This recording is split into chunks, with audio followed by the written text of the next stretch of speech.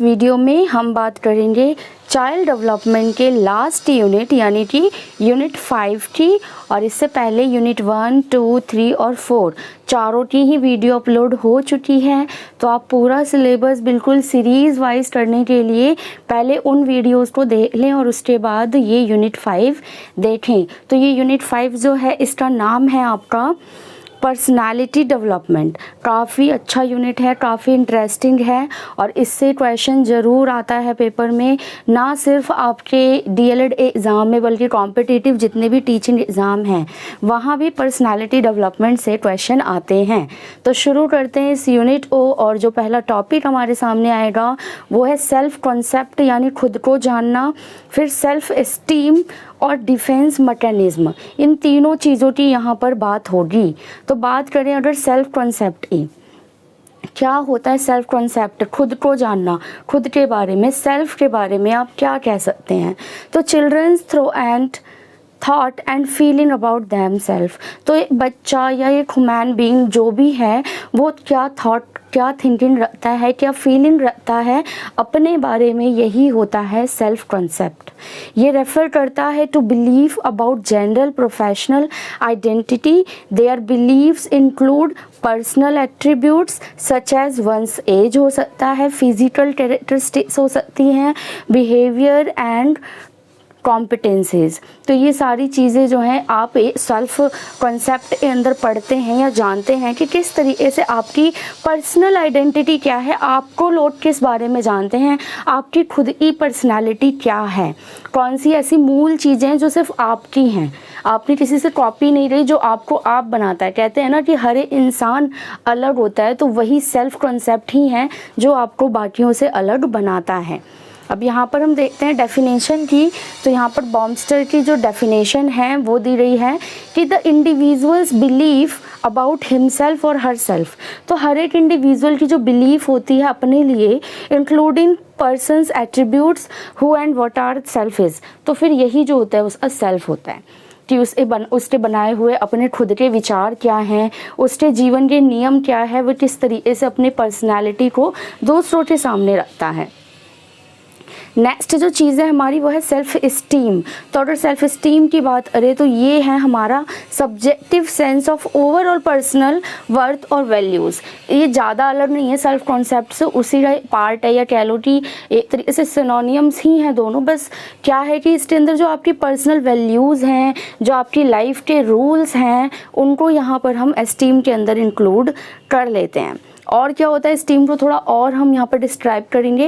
It describes your level of confidence in your abilities and attributes. तो जो भी काम आप कर रहे हो, जो भी आपकी एबिलिटीज़ एट्रीब्यूट्स हैं, इन सब में जो आपका कॉन्फिडेंस लेवल है वो आपका सेल्फ इस्टीम है, जो आपको आगे बढ़ने के लिए प्रेरित करता है।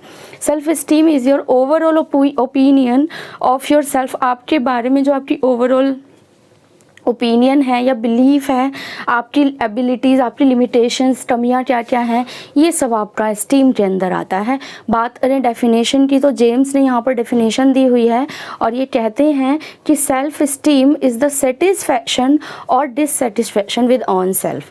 तो जो हमारा खुद का सेल्फ है, जो हम खुद को जानते हैं, हम उसके प्रति कितने सेटिस्फाई हैं या फिर अनसेटिस्फाई हैं, ये दोनों ही चीज़ें बताता है कौन? हमारा सेल्फ इस्टीम।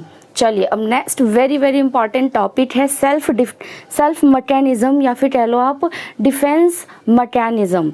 तो बहुत ज़्यादा ज़रूरी है, 100% क्वेश्चन आएगा बिल्कुल। आप चाहो तो पिछली ईयर और क्वेश्चन पेपर उठा सकते हो या उससे पहले का भी उठाएंगे, तो वहाँ पर आपको डिफेंस मैकेनिज्म का क्वेश्चन ज़रूर मिल जाएगा। तो भैया क्या होता है ये देख लेते हैं इसको। We use defense mechanism. देखो डिफेंस को हम एज अ डिफेंस ही यूज़ करते हैं खुद को बचाने के लिए। So we use defense mechanism to protect our themselves from feeling or anxiety or guilt। तो किसी भी तरह की फीलिंग जो आपको नुकसान पहुंचा रही है, या नेगेटिव वाइब्स आपको आ रही है, या एंग्जाइटी हो रही है, या गिल्ट फील हो रहा है आपको किसी चीज़ को लेकर, आपने कोई ऐसा काम कर दिया है, तो उस समय कुछ ऐसे मैकेनिज्म काम करते हैं जिससे हम खुद को बचा लेते हैं। क्या होने से? एंग्जाइटी होने से, स्ट्रेसफुल होने से। आपने देखा होगा कि कई बार मान लो हमारे आसपास कोई नेगेटिव वाइब्स है या हमने कोई गलती कर दी तो हम किसी और पे नाम लगाकर खुद को बचा लेते हैं। तो ये भी एक तरीके का क्या हो जाता है, डिफेंस मैकेनिज्म। यहाँ पर क्या होता है ना, हम खुद को डिप्रेशन में जाने से बचाने के लिए ये जो डिफेंस मैकेनिज्म है इसका यूज़ करते हैं। तो ये इसका क्या है, पॉजिटिव एस्पेक्ट है। It operate at an unconscious level and help ward off unpleasant feeling। तो क्या करता है, ये आपको अनकॉन्शियस लेवल पर लेकर जाता है और वहाँ पर ये जो अनप्लेजेंट फीलिंग होती है ना उससे आपको दूर कर देता है।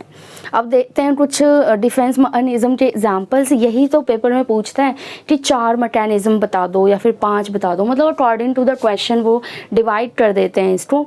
तो ध्यान दीजिए यहाँ पर पहला है डिस्प्लेसमेंट। तो पहला जो डिफेंस मैकेनिज्म है डिस्प्लेसमेंट, ये सिर्फ पढ़ने के लिए नहीं है, इनको आप अपनी लाइफ में भी यूज़ कर सकते हो। इससे क्या होगा, अगर कभी आप परेशान हो, गिल्ट फील कर रहे हो या फिर अनप्लेजेंटली फीलिंग आ रही है आपको, तो बिल्कुल आप इन डिफेंस मैकेनिज्म यूज़ कर सकते हो। कोई कुछ भी रहे आपको फ़र्क नहीं पड़ता, आपको अपने लिए जीना है।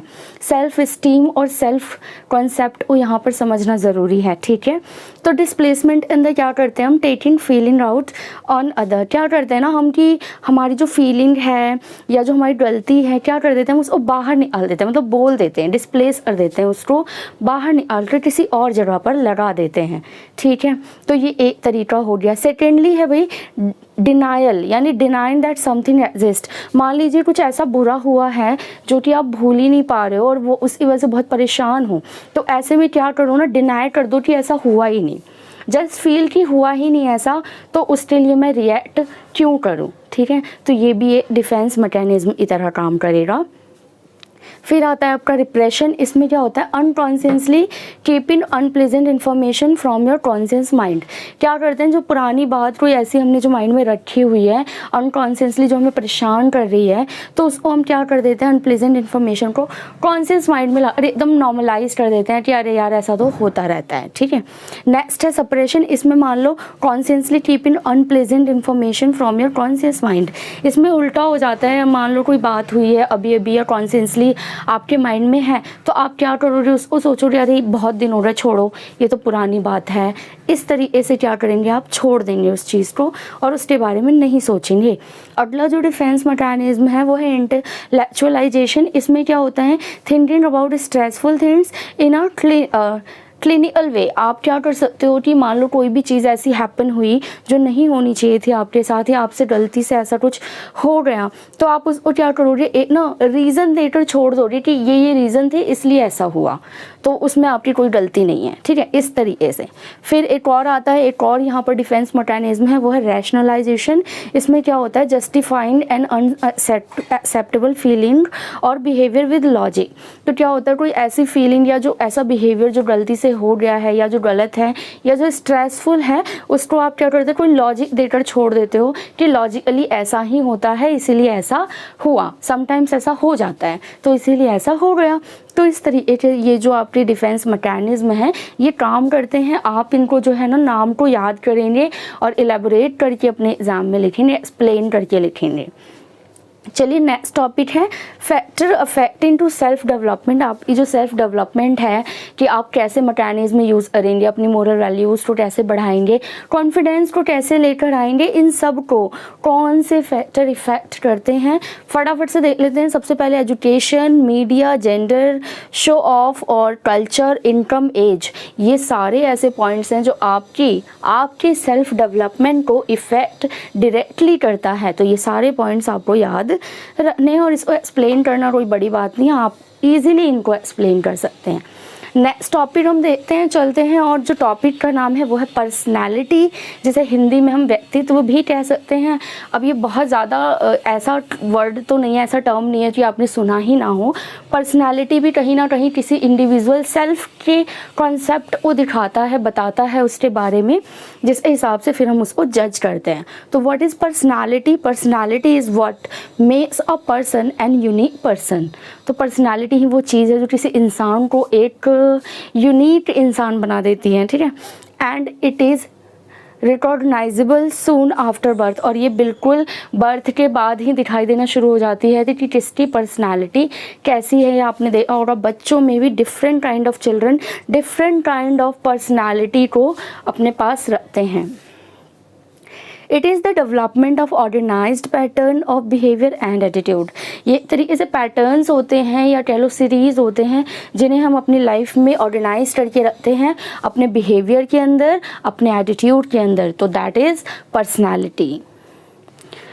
अब डेफिनेशन भी देख लेते हैं। यहाँ पर डेफिनेशन जो है पर्सनालिटी की वो रहेगी आपकी कि personality of a person contain his behaviour, attitude, value system, his mentally and his decision making process. तो ये सारी चीज़ें मिलाकर एक इंसान की पर्सनालिटी क्रिएट हो जाती है। नेक्स्ट टॉपिक है factor effecting to personality development. कि जो पर्सनालिटी डेवलपमेंट है अब इसको कौन से फैक्टर हैं जो इफेक्ट कर सकते हैं। तो दो तरह के यहाँ पे फैक्टर होंगे, एक तो होगा individual factor and second one is social factor. तो इंडिविजुअल फैक्टर के अंदर जो पर्सनल चीज़ें हैं इंसान की, जैसे फिजिकल स्ट्रक्चर हो गया, मेंटली हो गया, हेरिडिटी हो गया, ये सारी चीज़ें आपकी इंडिविजुअल फैक्टर्स में आ जाएंगी। और सोशल फैक्टर की अगर हम बात करें तो home, family, community, society, environment, यानी जो भी सोसाइटी में बाहर है वो सारी चीज़ें सोशल फैक्टर के अंदर आ जाएंगी। अगला जो टॉपिक है हमारा वो है लाइफ स्किल, जिसे हम जीवन कौशल कहते हैं कि जीवन को किस तरीके से जीना चाहिए, ये भी एक आर्ट है। देखिए हर चीज़ को करना और एक आर्टफुल तरीके से करना ना डिफरेंट चीज़ होती है। तो ये जो लाइफ हमें मिली है इसको ऐसे ही काट नहीं देना है, इसको जीना भी एक स्किल है। अब आगे आप देखेंगे इसका कॉन्सेप्ट क्या है और डेवलपमेंट क्या है। तो बात करेंगे लाइफ स्किल की, तो any skill that is useful in your life can be considered a life skill. तो कोई भी ऐसे स्किल जो आपको यूज़फुल लगती हो अपनी लाइफ जीने में, आपकी लाइफ स्किल वो हो सकती है। The skills needed to deal well and effectively with the challenges of life. और जो स्किल होती है ना आपकी लाइफ की, ये आपको जीवन के जो चैलेंजेस हैं उसको एक्सेप्ट करने में, फेस करने में और आगे बढ़ने में मदद करती है। Life skills help in the development of positive self image. खुद की एक पॉजिटिव सेल्फ इमेज बनाने के लिए भी लाइफ स्किल काफ़ी ज़्यादा इंपॉर्टेंट है। And self esteem and promote confidence level of student और एनी अदर पर्सन। तो स्टूडेंट हो या कोई भी आदमी हो भाई, अगर आपकी लाइफ स्किल है आपके साथ तो आपका कॉन्फिडेंस हमेशा प्रमोट होता है। डेवलपमेंट ऑफ लाइफ स्किल की बात कर ले तो किस तरीके से जो लाइफ स्किल है वो डेवलप होगी, इसमें 3 स्टेप होते हैं या कह लो स्टेज होते हैं। पहला स्टेप होता है प्रिपरेशनल स्टेज, जिसमें कि आप तैयारी करते हो अपने लाइफ स्किल को प्रिपेयर करते हो। नेक्स्ट आता है लर्निंग लाइफ स्किल, कि आप लाइफ स्किल को सीखते हो, तो कोई भी स्किल हो आप उसे सीखोगे। And then practice and implement, और फिर आप क्या करोगे उसकी थोड़ी सी प्रैक्टिस करोगे और अपनी लाइफ में इम्प्लीमेंट करना शुरू कर दोगे। अब हम बात करेंगे डिफरेंट लाइफ स्किल्स की। एक एक करके मैं सारी स्किल्स आपको यहाँ पर बताऊंगी। पहला है यहाँ पर सेल्फ अवेयरनेस स्किल। तो ये भी स्किल है कि हम अपने आप को क्या करते हैं, जागरूक बना के रखते हैं। फीलिंग, इंटरेस्ट, वैल्यू, स्ट्रेंथ, ये सारी चीज़ें सेल्फ अवेयरनेस के अंदर आ जाएंगी। फिर आता है सेल्फ मैनेजमेंट स्किल, जिसके अंदर हम क्या करते हैं अपने इमोशंस को मैनेज करते हैं, स्ट्रेस को मैनेज करते हैं, ये भी स्किल होता है। सोशल अवेयरनेस स्किल, इसके अंदर होता है कि हम एबल टू टेक पर्सपेक्टिव और क्या करते हैं हम इसके अंदर एम्पैथाइज विद अदर, कि अदर लोगों से किस तरीके से बात करनी है या उनके नज़रियों को और अपने नज़रियों को कैसे तालमेल बिठाकर बातें करनी है, रहना है उनके साथ। ये सोशल अवेयरनेस के अंदर आ जाता है, जो कि सोशलाइजेशन का भी एक पार्ट है। उसके बाद आता है रिलेशनशिप स्किल, जिसके अंदर आप क्या करते हो, रिसॉल्व करते हो जितने भी कॉन्फ्लिक्ट होते हैं या मेंटेन करते हो रिलेशनशिप्स को, जितने भी आपके रिश्तेदार, रिलेटिव्स, आपके आसपास, फ्रेंड, परिवार जो भी हैं, इन सबके साथ होते हैं। फिर आता है आपका लास्ट में डिसीजन मेकिंग स्किल। तो ये भी लाइफ की स्किल है कि आप जो है ना अच्छे से making decision as per social norm and respect for other etcetera. तो आप ऐसा कोई भी प्रॉब्लम आ रहा है या आपको डिसीजन लेना है तो डिसीजन लेते समय आप अच्छा डिसीजन लो, इसके लिए आपके पास डिसीजन मेकिंग स्किल का होना ज़रूरी है। और वही इसका प्रिपरेटरी स्टेज रहेगा, उसके बाद प्रैक्टिस रहेगी, उसके बाद इम्प्लीकेशन रहेगी। तो अगर आपने लाइफ में शुरू से ही डिसीजंस को लेना सीखा है कि क्या किस तरीके से डिसीज़न लेना चाहिए, आपको एक्सपीरियंस है, तो आप आसानी से जितने भी लाइफ के चैलेंजेस हैं उसको सॉल्व कर पाओगे। तो ये ओवरऑल आपका यूनिट 5 था, बहुत ही अच्छा यूनिट था, पूरा का पूरा सेल्फ के बारे में था ये यूनिट, और आई होप कि आपको समझ आया होगा। और ये यूनिट सिर्फ पढ़ने के लिए और नंबर लाने के लिए ही नहीं है, पर्सनली भी आपको आपकी लाइफ में आगे बढ़ने में भी ये जो यूनिट है यूनिट 5 जो इस सेल्फ कॉन्सेप्ट के बारे में था काफ़ी ज़्यादा यूज़फुल रहेगा। और रही बात इम्पॉर्टेंट क्या है इसमें, तो डिफेंस मैकेनिज्म ज़रूर याद कर लो क्योंकि वो बहुत ज़्यादा इम्पॉर्टेंट है। बाकी ओवरऑल कहीं से भी 2-3 नंबर के क्वेश्चन तो पूछे जा ही सकते हैं, तो आप पूरा यूनिट यहाँ पर क्लियर करके एग्ज़ाम में जाएंगे।